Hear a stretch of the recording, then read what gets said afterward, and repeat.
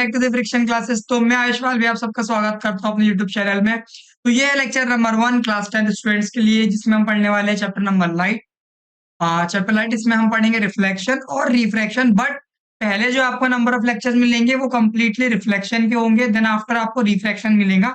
बताता हूँ होता क्या है रिफ्लेक्शन और रिफ्रैक्शन, बट अभी आप एक ओवरव्यू इंडेक्स जान लो कि हम कैसे पढ़ेंगे। सारे लेक्चर्स आपको मिलेंगे, बट हो सकता है कभी कभी आपको डिले मिले कि मुझे और भी बहुत सारे काम होते हैं, तो इस वजह से मैं इसको शूट करने में थोड़ा बहुत डिले हो जाता है।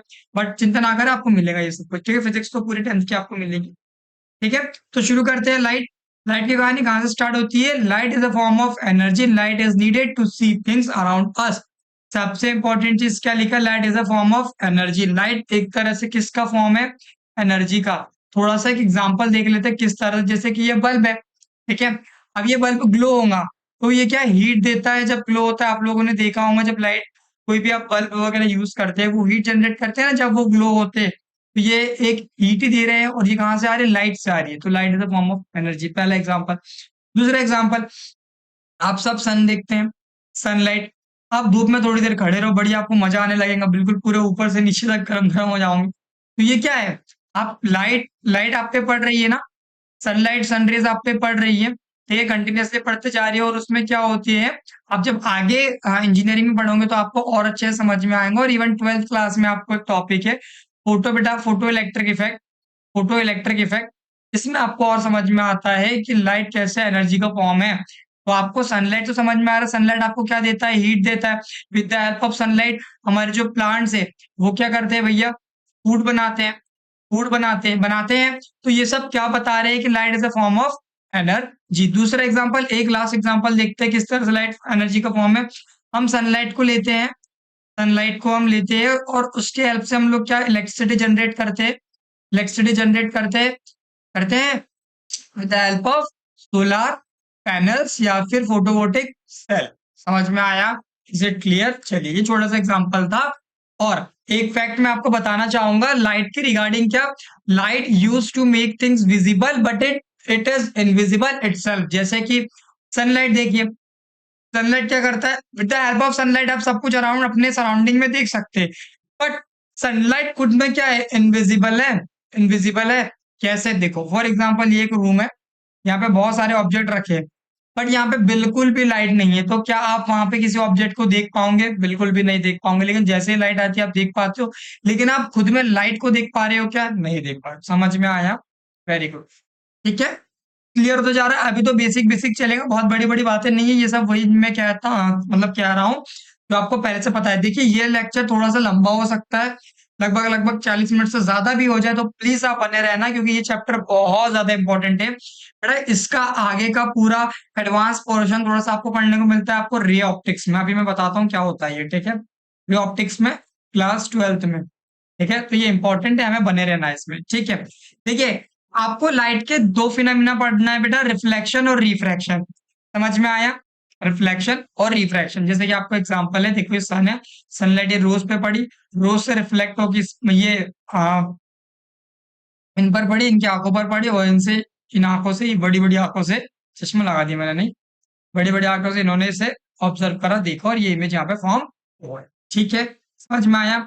अब देखिए, अब हम देखते हैं नेचर ऑफ लाइट में रिफ्लेक्शन और रिफ्रैक्शन अभी आपको बताने वाला हूँ फिनोमिना, बस थोड़ा सा वेट करो, अभी आपको सब पता चल जाएगा, ठीक है। अभी बस आप याद रखो, हमें ये पढ़ना है। देखिए, लाइट, नेचर ऑफ लाइट में हम क्या देखते हैं? According to wave theory, wave theory क्या है बता रहा हूं मैं, अभी रीड कर रहा हूं सिंपल, फिर मैं आपको बताता हूं, ठीक है। Light consist of electromagnetic wave which do not require a medium, do not require material medium like solid liquid gas for their propagation. देखिए, देखिए बेटा, अभी आपको मैं एक फिनोमिना बताता हूँ। जो लाइट है आपका, इसके दो नेचर होते हैं, एक होता है आपका वेव नेचर और एक होता है आपका पार्टिकल नेचर, पार्टिकल नेचर, ठीक है। मतलब कभी कभी लाइट आपकी एज अ वेव काम करती है और कभी कभी एज अ पार्टिकल जैसे ये ट्रेवल कर रही होती है, या फिर ऐसा नेचर शो कर रही होती है। समझ में आया? अब भैया, वेव कब शो करती है नीचे, पार्टिकल कब शो करती है, आपको एडवांस लेवल में जब आप 12th में पढ़ेंगे तब समझ में आएगा, बस आपसे बेसिक बेसिक जान लो, ठीक है। अभी आप इसके बारे में पढ़ोगे, लेकिन आपको सिर्फ 10th क्लास में पार्टिकल नेचर के बारे में पढ़ना है, लाइट पार्टिकल नेचर में कैसे काम करती है। अब आपको पता कैसे चलेगा लाइट पार्टिकल नेचर में, क्योंकि लाइट जो फिनोमिना शो कर रही है which is reflection, reflection and refraction, refraction, ये जो भैया फिनोमिना है बेटा, ये जब लाइट पार्टिकल नेचर में होती है तभी शो करती है, तभी आपको बताती है। समझ में आया? और इलेक्ट्रोमैग्नेटिक वेव के अनुसार क्या लाइट को किसी भी मीडियम की आवश्यकता नहीं है टू प्रोपोगेट, और इसके अनुसार भी इसको वैसे कोई ट्रैवल करने के लिए कोई वो ऐसा पर्टिकुलर मीडियम की जरूरत नहीं होती है, ये इजीली ट्रैवल कर लेती है। कैसे? एग्जाम्पल देता हूँ। देखिए सनलाइट हमारे तक क्या आ रही है, यहाँ पे अर्थ है बेटा, ये सनलाइट और अर्थ के बीच में जो कोई मीडियम है क्या, नहीं है, यहाँ पे क्या है, वैक्यूम है, वैक्यूम। समझ में आया? तो लाइट यहाँ पे ट्रेवल कर लेती है। Is it clear? According to particle theory, light is composed of particle which travels in a straight line at straight line हो गया एट वेरी हाई स्पीड। समझ में आया? स्पीड ऑफ लाइट क्या होती है मैं आपको बता देता हूँ। स्पीड ऑफ लाइट होती है 3 × 10⁸ मीटर्स पर सेकेंड। याद रखने वाली चीज है, ठीक है? कोई ज्यादा घबराने वाली बात नहीं, बस इतना याद रखो, आपको पार्टिकल नेचर पढ़ना है। लाइट का जो प्रोपोगेशन है बेटा, प्रोपोगेशन है वो आपको कैसा पढ़ना है, प्रोपोगेशन कैसा पढ़ना है, स्ट्रेट लाइन, स्ट्रेट लाइन, ठीक है? स्ट्रेट लाइन अपने आप लाइन आ जा रही है यहाँ। समझ में आया? Is it clear? तबीयत थोड़ी खराब है, चलिए। पहला टॉपिक आपके सामने आ रहा है which is reflection of light. अब रिफ्लेक्शन क्या होता है बेटा, देखो, the process of sending back the light rays which falls on the surface of an object is called reflection. समझ में आया? नहीं आया? कोई बात नहीं। देखिए, रिफ्लेक्शन एक लाइट का फिनोमिना है बेटा, फिनोमिना है। और ये कैसा फिनोमिना है, the bouncing back, the bouncing back, thickness थोड़ी कम हो सकती है, bouncing back property of light is known as reflection. मतलब क्या, इतना स्क्रीनशॉट रख लो, ले लो इसका, अगर ये आपको डेफिनेशन याद है तो, वरना मैंने जो बोला है आप उसको नोट करिए, ठीक है? देखिए, bouncing back property of light is known as बेटा रिफ्लेक्शन, या फिर sending back property of light is known as reflection. मतलब देखो, ये एक प्लेन मिरर है, यहाँ पे एक लाइट रेज इंसिडेंट होती है, इंसिडेंट मतलब होता है बेटा आना, ठीक है? ये यहाँ पे आना लिख देता हूँ, आना। अगर मेरी हिंदी कुछ गलत लिख दे तो भाई प्लीज कंसिडर कर लेना, ठीक है? इंसिडेंट होती है यहाँ पे, ऐसे सनलाइट आई और इस पॉइंट पे आके पड़ जाती है। आफ्टर रिफ्लेक्शन या फिर कुछ एक फिनोमिना जो रिफ्लेक्शन है उसमें क्या होता है, ये पड़ी और यहाँ से वो वापस चली गई, मतलब आकर वापस चले जाना। The bouncing back property of light या फिर the sending back property of light is known as बेटा रिफ्लेक्शन। समझ में आया? इजी है, कोई दिक्कत नहीं। रिफ्लेक्शन क्या होता है, देखिए इस अभी कुछ लिमिटेड लेक्चर्स में आप क्या पढ़ेंगे, रिफ्लेक्शन के बारे में। Then after completing of reflection हम पढ़ेंगे रिफ्रैक्शन के बारे में, ठीक है? अभी आपको रिफ्लेक्शन पढ़ते चलना है। समझ में आया? रिफ्लेक्शन क्या होता है, bouncing back property of light is known as reflection. आप पर पढ़ के मुझ पे वापस आ जाए, जैसे कि फॉर एग्जांपल मैं हूं, आप मुझे देख कैसे पा रहे हैं, यहाँ से सनलाइट आ रही है, बड़ी सी विंडो है, यहाँ से सनलाइट आ रही है मुझ पर पड़ रही है, इंसिडेंट हो रही है, देन आफ्टर इंसिडेंट होके कैमरे पे जा रही है, कैमरे पे वो इमेज फॉर्म हो रही है। अब समझ में आया रिफ्लेक्शन कैसे हुआ, क्लियर हुआ? आप किसी चीज को ऑब्जेक्टिव कैसे देख पाते, with the help of reflection. भैया रिफ्लेक्शन क्या, हमें दो रूल्स पढ़ना है, दो लॉस पढ़ना है। पहला लॉ क्या बोलता है, the angle of incidence is always equals to angle of reflection. समझिए, देखिए बताता हूँ। ये इंसिडेंट रे मतलब क्या होता है, जो लाइट आ रही है, ये इंसिडेंट रे आई और इस पॉइंट पे इंसिडेंट हुई, पड़ी, और आफ्टर रिफ्लेक्शन वो यहाँ से वापस चली गई।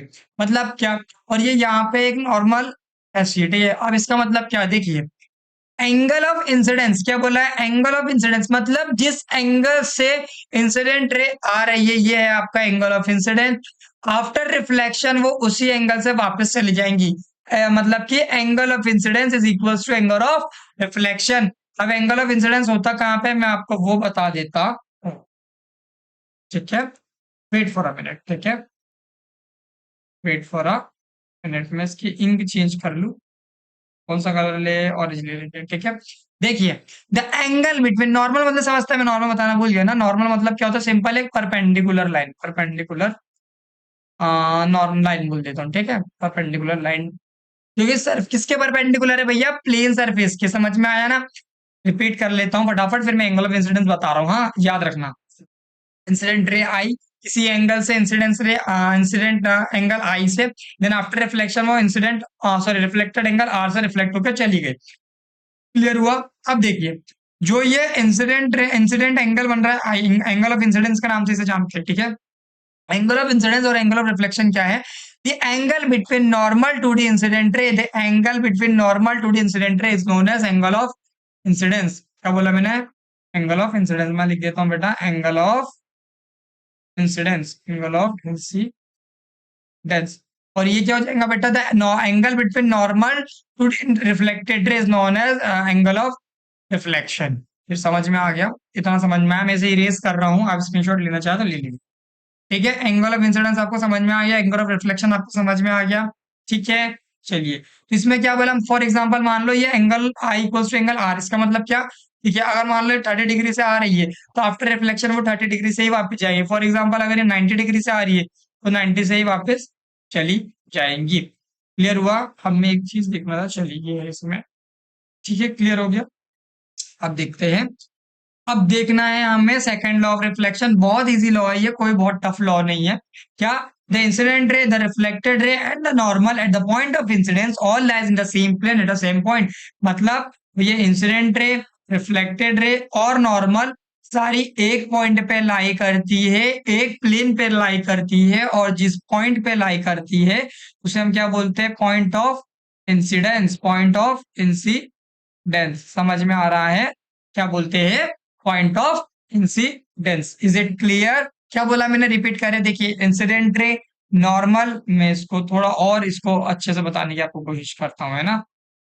मैं वाला पेन नहीं आता है क्या? चलिए, कोई बात नहीं, कोई बात।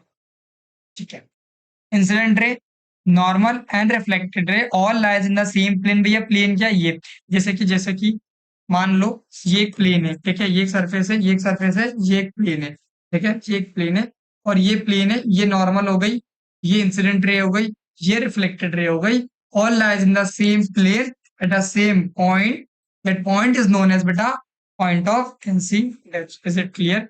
समझ में आ रहा है ना यार? प्लीज बताना मुझे ना, कमेंट में बताओ अगर तुम्हें समझ में नहीं आ रहा है, टफ जा रहा है, कुछ भी चीज समझ में, तो प्लीज कमेंट करना, अपन फिर से मैं इसको इजी और इजी बनाने की कोशिश करूंगा। समझ में आया? और उस पॉइंट को क्या बोलते हैं? Point of incidence. आगे बढ़ते हैं। एक स्पेशल केस में आपको बताना चाहूंगा बेटा, वो क्या है? देखिए, इंसिडेंट रे, नॉर्मल, मान लो जो आपका एंगल ऑफ इंसिडेंस है वो कितना है? 0 डिग्री। तो एंगल ऑफ रिफ्लेक्शन कितना हो जाएगा बेटा? ऑलवेज 0। क्यों? According to the first law. आप ये स्लाइड को रीड कर लेना एक बार, देखो, नॉर्मल के परपेंडिकुलर, बिल्कुल नॉर्मल पर इंसिडेंट रे आई है तो देन आफ्टर रिफ्लेक्शन वो जैसे आई थी वैसे ही वापस चली जाएंगी। क्यों? क्योंकि इनके बीच का एंगल कितना हो गया? 0। जैसे कैसा 0 हो गया भैया? देखो, नॉर्मल रे ये है, ठीक है, और इंसिडेंट रे, इंसिडेंट और नॉर्मल एक ही डायरेक्शन में, एक ही प्लेन में, तो इसका एंगल कितना बन रहा है? 0 डिग्री। बेटा 180 नहीं बन रहा है ना? 180 क्यों नहीं बन रहा है? अगर ये अपोजिट डायरेक्शन में होता है ये 180 डिग्री बनता, लेकिन अभी ये एक ही डायरेक्शन में है। क्लियर हुआ? ठीक, समझ में आया? अगला topic we have objects and image. Objects क्या होता है, इमेज क्या होता है? जो आपको पहले से पता है उसको ऑब्जेक्ट और इमेज कहते हैं। मैं थोड़ा उसको टेक्निकल डेफिनेशन आपको बता देता हूँ। Anything which gives out light rays, खुद की भी हो सकती है, ये रिफ्लेक्टेड भी हो सकती है, इसको ऑब्जेक्ट। मतलब क्या? कोई भी ऐसी चीज जो लाइट को एमिट करती हो या लाइट को रिफ्लेक्ट करती हो, या फिर वो खुद की लाइट को रिफ्लेक्ट करती हो या किसी और की लाइट को रिफ्लेक्ट करती हो, it is known as object. For example, जैसे कि मान लो ये मेरी डायरी, ठीक है, अब ये डायरी कैसी है? ये एक ऑब्जेक्ट है। मैंने इसको एक ऑब्जेक्ट कैसे बोला? देखो, यहाँ पे लाइट आई और इस पे पड़ी और ये चली गई। क्या इसकी खुद की लाइट है क्या? कोई, बिल्कुल भी इसकी कोई खुद की लाइट नहीं है। इसने कोई और, मतलब इसने नेचुरल लाइट को लिया, देन आफ्टर रिफ्लेक्शन ये आपको दिया, लेकिन इसने रिफ्लेक्ट करा ना, तो ये क्या हो गया? एक ऑब्जेक्ट हो गया। जैसे कि मैं, उस पे लाइट पड़ी और आप पे रिफ्लेक्ट हो रही है, तो बेटा ये क्या हो गया? मैं क्या हो गया? एक ऑब्जेक्ट हो गया। समझ में आ रहा है? तो भैया फिर ऑन लाइट वाला क्या होता है? जैसे कि ट्यूबलाइट देखा आपने, सनलाइट देखा आपने, टॉर्च देखा आपने, उनकी खुद की लाइट होती है। समझ में आया? तो ये क्या हो गया? ऑब्जेक्ट्स हो गए। Next we have image. Image क्या होता है? It is the optical appearance produces when light rays coming from an object are reflected from mirror. मतलब इमेज क्या होता है? एक ऑप्टिकल अपीयरेंस है, मतलब जो आपको दिखता है, एक ऑप्टिकल अपीयरेंस है, एक थोड़ा सा ना, क्या बोलना चाहिए, एक ऐसा एक विजुअल इफेक्ट है जो कि प्रोड्यूस हो रहा है किसकी वजह से? लाइट रेज जो आ रही है फ्रॉम एन ऑब्जेक्ट, जो कि रिफ्लेक्ट होकर मिरर से एक इमेज या फिर ऑप्टिकल अपीयरेंस बना रही है, इसमें रिफ्लेक्टेड लाइट का बहुत ज्यादा सिनेरियो है। थोड़ा सा आपको इमेज कंफ्यूजिंग लग रहा है, नहीं समझ में आ रहा है, कोई बात नहीं, ये आपको एग्जाम में नहीं पूछता है, आपको बस याद रखना है इमेज क्या होता है, ऑप्टिकल अपीयरेंस है। अच्छा, एक चीज और मैं आपको बताना चाहूंगा बेटा, रे ऑप्टिक्स जो होता है ना, रे ऑप्टिक्स, रे तो आपको समझ में आ गया क्या, एक पॉइंट से शुरू होना और अप टू इंफिनिटी ट्रेवल करना, रे हो गया रे। लेकिन ऑप्टिक्स क्या होता है, ऑप्टिक्स होता है बेटा लाइट, स्टडी ऑफ लाइट, क्या होता है, study of study of study of light. समझ में आया, लाइट की स्टडी को आप ऑप्टिक्स के नाम से जानते हैं। टाइप्स ऑफ इमेजेस के बारे में बात करें तो बेटा दो होती है, रियल और वर्चुअल, अभी और हम इसके बारे में डिस्कस करेंगे। ठीक है, अगला topic we have image formation with the help of plane mirror, और फिर formation of image in a plane mirror, मतलब प्लेन मिरर जो आपके घर में ये मिरर है उसमें इमेज फॉर्म किस तरह होती है, अभी हम वो देखने वाले हैं। देखिए, सबसे पहले ये चीज देखिए, जो आपको स्ट्रेट लाइन है, ये स्ट्रेट लाइन ऐसी हो गई, और यहाँ पे जो ऐसे ऐसे ऐसे हम डैश डैश कर, थोड़ा अच्छे से बना लो भैया, थोड़ा अच्छा डायग्राम बना लो भाई साहब। देखिए, ये थोड़ा ऐसा ऐसा ऐसा ऐसा डायग्राम है, ये पेन टाइम में मुझे बनाना थोड़ा टफ पड़ रहा है। ठीक है, तो इस तरह का जो डायग्राम होता है बेटा उसे मिरर कहते हैं भैया। अब ये है क्या, देखो बेटा, ये वाला जो साइड है इसे हम रिफ्लेक्टिंग साइड कहते हैं, रिफ्लेक्टिंग साइड कहते हैं, और इसे जो हम कहते हैं क्या कहते हैं, हम पॉलिश्ड, पॉलिश्ड। ठीक है, देखिए एक सिंपल हम ग्लास लेते और एक तरफ से उसे पॉलिश कर देते, ब्लैक पेंट कर देते बेटा, और ये वाला साइड आपका रिफ्लेक्टिंग साइड बन जाता है। तो समझ में आ रहा है मैं क्या कहना चाह रहा हूँ, मतलब एक साइड से तो पूरा ब्लैक पेंट होगा और एक साइड से रिफ्लेक्टिंग हो गया। तो ऐसे ऑब्जेक्ट को हम क्या बोलते हैं, प्लेन मिरर, जो कि लाइट को रिफ्लेक्ट करने में हेल्प करता है। ठीक है, समझ में आया। ये देखिए, ये प्लेन मिरर मैंने यहाँ लिखा दिया है, ये एम है बेटा, ये एम डैश है, ये पॉइंट ए है, ये पॉइंट बी है। ठीक है, हमने यहाँ पे फर्स्ट अच्छे से लिख दो यार, फर्स्ट ऑल लिख दिया मैंने, first law and second law of reflection को यूज करा। ये देखिए, ये एक ऑब्जेक्ट था, ये एक ऑब्जेक्ट था बेटा, यहां से रे ऑफ लाइट इंसिडेंट हुई, ये देखो एरो बहुत इंपॉर्टेंट है जब भी आप डायग्राम बनाए, और मैं इस चैप्टर के लिए आपसे रिक्वेस्ट कर रहा हूँ कि जब भी आप ये चैप्टर पढ़ रहे हो, इवन आप कॉलेज में, आप सॉरी कोचिंग में पढ़ रहे हो, क्लास में पढ़ रहे हो, अपने घर पर पढ़ रहे हो, यूट्यूब से पढ़ रहे हो, अपना ज्योमेट्री बॉक्स वगैरह साथ में लेके बैठे, स्केल पेंसिल सब कुछ अच्छे से, और इस चैप्टर में डायग्राम्स की बहुत सारी प्रैक्टिस करें। ठीक है, देखो बेटा, ये रे ऑफ लाइट इंसिडेंट हो रही है, देखो एरो बता रहा है, और ये रे ऑफ लाइट भी इंसिडेंट हो रही है। ठीक है, यहाँ पे इंसिडेंट हुई, यहाँ पे पड़ गई, यहाँ पे जाकर पड़ गई पॉइंट ए पे, और ये आफ्टर रिफ्लेक्शन किसी एक एंगल आर से रिफ्लेक्ट होकर चली जाएंगी। और ये क्या बता रहा है आपको, नॉर्मल, नॉर्मल, इसको नॉर्मल 2 बोल दो, इसको नॉर्मल 1 बोल दो। देखो ये एंगल बनाते हुए जा रही है, एंगल आई और एंगल एंगल आई 1 और angle I 2, incident ray, reflected ray, law of reflection, first law of reflection follow हुआ बेटा। ठीक है, वेरी गुड। दूसरे रे ऑफ लाइट और आती है, यहाँ पर पड़ती है, और आफ्टर रिफ्लेक्शन वो यहाँ से वापस चली जाती है। समझ में आया, दो लाइट ऑफ रिफ्लेक्शन यहाँ पे मिलती है। कभी भी याद रखो, जब आपको इमेज फॉर्मेशन बनानी हो, इमेज फॉर्मेशन के लिए दो रिफ्लेक्टेड लाइट का इंसिडेंट होना, इंसिडेंट नहीं, क्या बोल रहा हूं मैं, इंटरसेक्ट होना बहुत इंपॉर्टेंट है, इंटरसेक्ट होना इंपॉर्टेंट है। मतलब कि क्या, जो दो रे ऑफ लाइट, जहां पर दो ray of light, reflected ray of light incident का इंटरसेक्ट करती है, उस पॉइंट पर ही इमेज फॉर्म होती है। जैसे कि यहाँ देखिए, ये एक इंसिडेंट रे है, ये एक इंसिडेंट रे है, ये एक इंसिडेंट रे, आफ्टर रिफ्लेक्शन ये इस वाले पॉइंट की रिफ्लेक्टेड रे, और ये इस वाले पॉइंट की रिफ्लेक्टेड रे। क्या बेटा ये आपस में इंटरसेक्ट हो रही है? नहीं। तो हमने क्या करा, इसे पीछे प्रोसीड करा, मिरर के पीछे प्रोसीड करा, मिरर के पीछे प्रोसीड करा, और इस पॉइंट पे ये इंटरसेक्ट हो गई। तो जिस पॉइंट पर वो इंटरसेक्ट होती है, that point is known as point, this point is known as image, मतलब इस पॉइंट को हम इमेज के नाम से जानते हैं, और यहीं पर इमेज फॉर्म हो रही होती है। समझ में आया, कंफ्यूजिंग तो नहीं लगा, बहुत इजी है।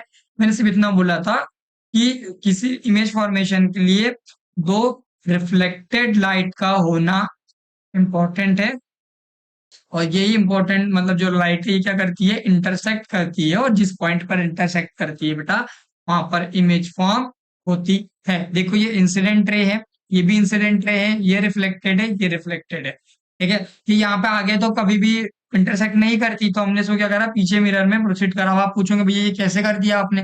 बेटा ये नियम है, लॉज है, तो ये with the help of experiments कुछ आए हैं, तो इस हिसाब से हम इसको कंसिडर ऐसे कर रहे होते हैं।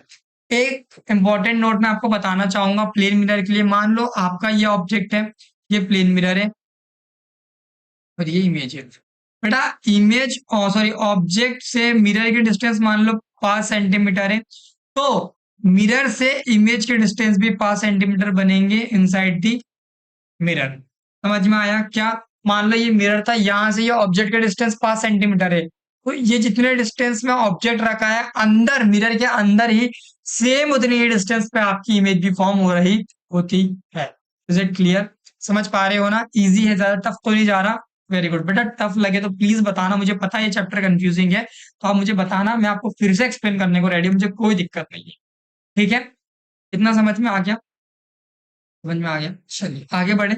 ये जो मैंने आपको अभी ये एक इंपॉर्टेंट नोट बताया, आप याद रखेंगे या फिर आप नोट कर लीजिए। ठीक है भैया, लेटरल इन्वर्जन क्या होता है? लेटरल इन्वर्जन क्या होता है बेटा? साइड बेस से क्या होता है, इन वो रिवर्स हो जाता है। जैसे कि देखो, यहाँ पर ये टी शर्ट पे फिजिक्स आपको उल्टा लिखा हुआ दिखा है, लेकिन भाई साहब की टी शर्ट पे फिजिक्स सीधा लिखा हुआ था। इसको हम क्या बोलते हैं? Lateral inversion. जैसे कि मैं मिरर में आप देखते हो, आप राइट हैंड को उठाते हो तो मिरर में आपको लेफ्ट हैंड उठा हुआ दिखता है। आप अपने टी शर्ट पे कुछ अल्फाबेट्स प्रिंट कराते हो, लेकिन आपको सॉरी लेकिन आपको मिरर पे वो उल्टा साइड वाइज इनवर्स दिखता है। समझ में आया? रिवर्स दिखता है। वैसे ही आप देखते हो, आपको एम्बुलेंस मिला दिखता है, एम्बुलेंस लिखा हुआ दिखता है वेंस पे, एम्बुलेंस पे, है ना? तो वो आप देखते हो फ्रंट साइड में क्या होता है बेटा, उसकी ना मिरर इमेज बनी होती है, जो मिरर में एक्चुअल में दिखता है वैसी बनी होती है। लेकिन जो वो साइड बाय रिवर्स इसलिए लिखा होता है ताकि जब आप उसको मिरर में देखें वो आपको सीधी दिखे। एक काम करना, आज आपकी एनसीईआरटी किताब में है या नहीं है, आप क्या करना, गूगल पर जाना और एम्बुलेंस सर्च करके एक इमेज निकाल लेना, तो क्या होगा, आपको ऐसा दिखेगा। या फिर जो आप यही फोटो को लो और ये जो फिजिक्स लिखा हुआ है इसको आप क्या करो, वीडियो पॉज करो और वीडियो पॉज करके लेके जाओ फोन, या जो भी आप जिस पे भी आप देख रहे हो, आप इसके सामने एक मिरर रख दो, देखना ये आपको फिजिक्स सीधा लिखा हुआ दिखेगा, क्योंकि यहाँ पे क्या है, इसकी लेटरल इमेज है या फिर मिरर इमेज शो हो रही है। समझ में आ गया? लेटर इन्वर्जन क्या होता है बेटा? साइड वेज से रिवर्स्ड हो जाना इमेज का। ठीक है, अब देखिए कुछ कैरेक्टरिस्टिक्स ऑफ इमेज फॉर्म हो रही है with the help of plane mirror. अब मैं आपको एक एक करके कैरेक्टरिस्टिक बता रहा हूँ। देखिए क्या बोला है, the image form in plane mirror is virtual. Virtual क्या होती है, मैं अभी बताया था, मैं बता रहा हूँ। और इरेक्ट क्या होती है, देखिए कभी भूल जाओ, क्या बोला है कि रियल इमेज और वर्चुअल इमेज ये क्या होती है। देखो यार, प्लेन मिरर था क्या? प्लेन मिरर था यार, थोड़ा गंदा बन गया डायग्राम।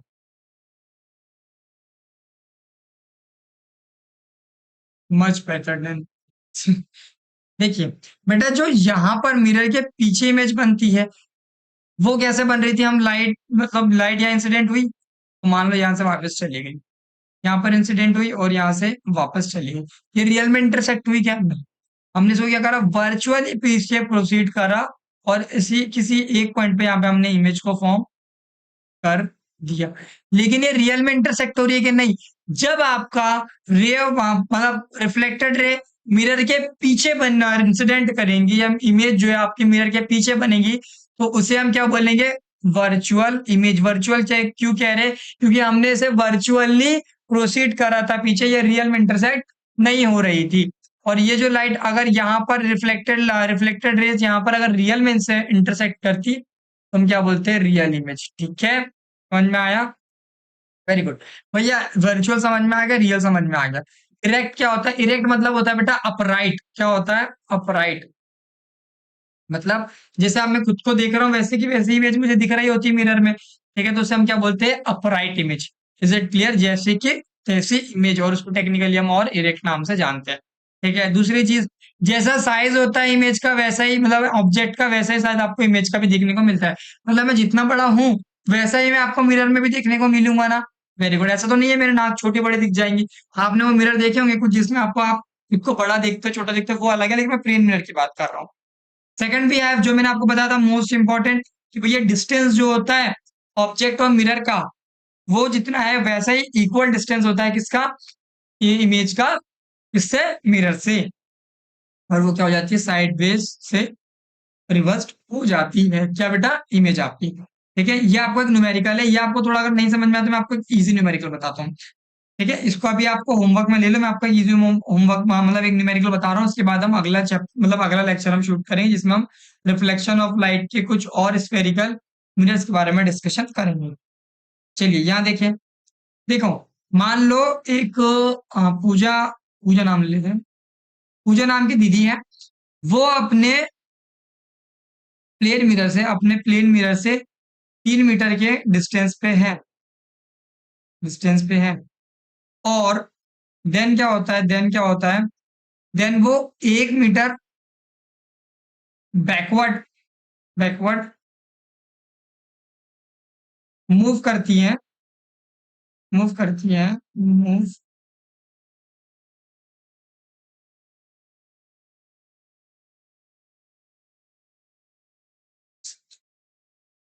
अरे यार क्यों नहीं move, wait for a minute यार प्लीज,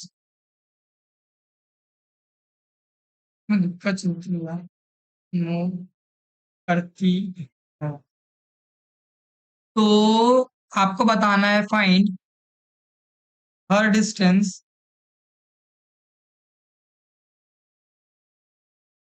फ्रॉम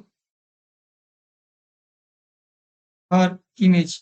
मतलब क्या, देखिए ये आपका एक प्लेन मिरर हो गया भाई साहब, ठीक है, हमारी पूजा दीदी यहाँ खड़ी है, ठीक है, यहाँ खड़ी है, अब यहाँ से इनका डिस्टेंस कितना था, 3 मीटर था, समझ में आया। अब ये क्या करती है, 1 मीटर और पीछे की ओर मूव कर लेती है, ज्यादा लंबे हो गए अब है ना ठीक है, 1 मीटर पीछे की और मूव कर दे, मतलब ये 4 मीटर का डिस्टेंस हो गया। आप बताओ इनसे इनकी इमेज का डिस्टेंस कितना होगा, इजी है, क्या बोला था मैंने, ये डिस्टेंस इमेज ऑब्जेक्ट का डिस्टेंस मिरर से जितना होता है उतना ही डिस्टेंस कितना कितना क्या होता है, क्या बोल रहा हूँ टंग ट्विस्ट हो रहा है, जितना डिस्टेंस ऑब्जेक्ट का प्लेन मिरर से होता है उतना ही डिस्टेंस इमेज का भी प्लेन मिरर से होता है, मतलब बेटा ये भी 4 मीटर हो गया, तो पूजा दीदी का डिस्टेंस अपनी इमेज से कितना हो गया, 4 + 4 8 मीटर, समझ में आया, इजी है, इसका स्क्रीनशॉट ले लो। और सेम न्यूमेरिकल है ये वाला, और आपको ये सॉल्व करना है, इसका आंसर आप मुझे बताओगे कितना आता है। ठीक है, अगले लेक्चर में हम स्फेरिकल मिरर्स के बारे में डिस्कशन करेंगे। इज इट क्लियर, समझ में आ रहा है। चलिए कितने मिनट का आपका लेक्चर शूट हो गया, देखिए ये लेक्चर मैंने और छोटा शूट करा है, ठीक है, 20 27 25 मिनट्स का शूट करा है, नहीं कर रहे बड़ा लेक्चर क्योंकि मैं अभी फिजिकली फिट नहीं हूँ, मेरी तबीयत ठीक नहीं है, तो मैं इतना ही लेक्चर शूट कर पा रहा हूँ। ठीक है, फिर मिलते हैं अगले लेक्चर में, तब तक का आप यहाँ का रिवीजन करें बार बार, और जब हम नेक्स्ट लेक्चर में आएंगे हम न्यूमेरिकल जो अपना होमवर्क दिया वो डिस्कस करेंगे, और फिर अगला लेक्चर और शूट करके आपको ये सब कुछ मिल जाएगा। ठीक है, तब तक के लिए पढ़ते रहें। ठीक है? चलिए, तो 1 मिनट में आपको,